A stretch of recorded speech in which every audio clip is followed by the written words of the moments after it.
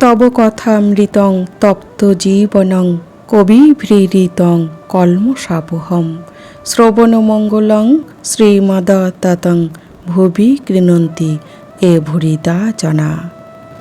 শ্রী শ্রী রামকৃষ্ণ কথামৃত চতুর্থ ভাগ ত্রয়োবিংশ খণ্ড দ্বিতীয় পরিচ্ছেদ। ঠাকুরের ভাব অবস্থা। শ্রীযুক্ত অতুল ও তেজচন্দ্রের ভ্রাতা। 6টা বাজে। গিরিশের ভ্রাতা অতুল ও তেজচন্দ্রের ভ্রাতা আসিয়াছেন। ঠাকুর ভাব সমাধিস্থ হইয়াছেন। কিয়ৎক্ষণ পরে ভাবে বলিতেছেন, চৈতন্যকে ভেবে কি অচৈতন্য হয়? ঈশ্বরকে চিন্তা করে কি কেউ বেহেড হয়? তিনি যে বোধস্বরূপ, নিত্য শুদ্ধ বোধ রূপ। তাহলে বলছেন, গিরিশের ভাই অতুল ও তেজচন্দ্রের ভাই আসিয়াছেন ঠাকুরের কাছে। ঠাকুর তখন ভাব সমাধিতে মগ্ন। কিছুক্ষণ পরে ঠাকুর ভাবে বলছেন, চৈতন্যকে ভেবে কি অচৈতন্য হয়? অর্থাৎ যার চেতনবোধ জাগ্রত হয়েছে, জ্ঞান হয়েছে, যে ঈশ্বরকে জেনেছে, সে কি অচৈতন্য হয়? তার মধ্যে আর অজ্ঞানতা আসে না। আর ঠাকুর বলছেন, ঈশ্বরকে চিন্তা করে কি কেউ বেহেড হয়? ঠাকুর বলতে চাইলেন, ঈশ্বরকে চিন্তা করে কেউ জ্ঞান শূন্য হতে পারে না। তিনি যে চেতন স্বরূপ, তিনি যে নিত্য শুদ্ধ বোধরূপ, তিনি যে সকল শক্তির আধার, তাকে চিন্তা করে হিতাহিত জ্ঞান শূন্য হতে পারে না। আগন্তুকদের ভিতর কেউ কি মনে করিতেছিলেন যে বেশি ঈশ্বর চিন্তা করিয়া ঠাকুরের মাথা খারাপ হইয়া গিয়াছে? তাহলে ঠাকুরের কাছে এক অজানা ভক্ত এসেছেন, আর সে মনে মনে ভাবছে যে ঠাকুরের মাথা খারাপ হয়ে গিয়েছে, তাই তিনি একা একা অচেতন মনে কথা বলছেন। আসলে তার ভাবকে বোঝা আমাদের এই এক ছটাক বুদ্ধিতে সক্ষম নয়। সেই মহাভাবে ভাবিত হলেই জানা যাবে ভাবের মহিমা। একমাত্র যারা নিত্যসিদ্ধ বা ঈশ্বরকোটি অর্থাৎ পূর্ণতা প্রাপ্ত আত্মা, তারাই বুঝতে পেরেছে ঠাকুরকে। আসলে রত্নের মূল্য জহুরি বুঝতে পারে, সেটি অন্যের কাছে নিছক মূল্যহীন পাথর। তাই অজানা মানুষটির মনে এমনই ভাবনা আসলো, এটাই স্বাভাবিক। যার মন যেমন স্থানে থাকে সে তেমনই চিন্তা করে।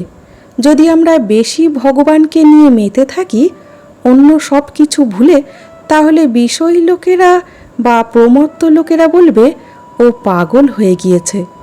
কেননা তারা বিষয়ে বা অন্য কিছুতে প্রমত্ত। তারা তাদের চিন্তাধারাকে সঠিক মনে করে।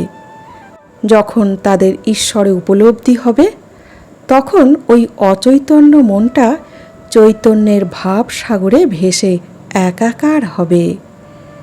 এগিয়ে পড়ো। কৃষ্ণধনের সামান্য রসিকতা। ঠাকুর কৃষ্ণধন নামক ওই রসিক ব্রাহ্মণকে বলিতেছেন, কি সামান্য ঐহিক বিষয় নিয়ে তুমি রাত দিন ফষ্টিনাষ্টি করে সময় কাটাচ্ছ? ওইটি ঈশ্বরের দিকে মোড় ফিরিয়ে দাও। যে নুনের হিসাব করতে পারে, সে মিছরির হিসাবও করতে পারে। তাহলে ঠাকুর কৃষ্ণধন নামে এক রসিক ব্রাহ্মণকে বলছেন যে এই ইহলোকের ভোগ বাসনায় নিজেকে মত্ত রেখে হাসি ঠাট্টা করে জীবনের মূল্যবান সময় হেলায় হারাচ্ছ। পারমার্থিক বিষয় নিয়ে চিন্তা করতে বলছেন। ভগবানের নাম ধ্যান চিন্তন করতে বলছেন। এই মূল্যহীন হাসি ঠাট্টায় ক্ষণিকের জীবন নষ্ট না করে তাকে ভালোবাসো, তাহলেই জীবনের উদ্দেশ্যতে সফল হবে। বলছেন মোড় ফিরিয়ে দাও, অর্থাৎ বেশি কষ্ট করতে হবে না, শুধু কেবল মনের প্রবৃত্তির মোড়টা ফিরিয়ে দাও। হাসি ঠাট্টার মধ্যেও ঠাকুর যেমন ভগবানকে প্রেম ভক্তির বাঁধনে বেঁধেছেন, তেমনি কেবলমাত্র জ্ঞান, দয়া, প্রেম, ভক্তি রাখলেই মনে সেই চৈতন্য স্তরে পৌঁছানো যাবে। আর চৈতন্য হলে ইহজগতের বিষয়ের মোহ, কামিনী কাঞ্চনের মোহ থেকে নিস্তার হবে। আর বললেন, যে নুনের হিসাব করতে পারে সে মিছরির হিসাবও করতে পারে। আসলে ঠাকুর বলতে চাইলেন, লবণ আর মিছরির মধ্যে অনেক সাদৃশ্য আছে। লবণ ও মিছরি দুটো জিনিসই স্ফটিকের মতো দেখতে, দুটি রঙও সাদা, কেবল স্বাদে আলাদা।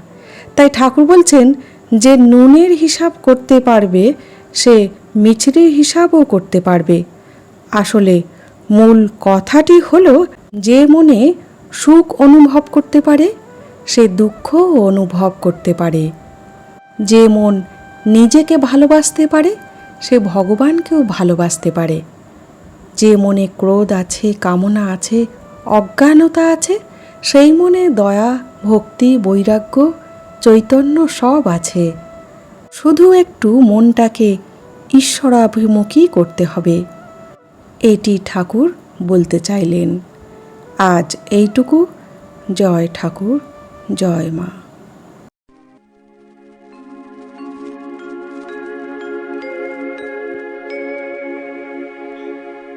নিরঞ্জনম নিত্যমনন্তরূপম ভক্তানুকম্পা ধৃতবিগ্রহম वै ईशावतारं परमेशमिद्यं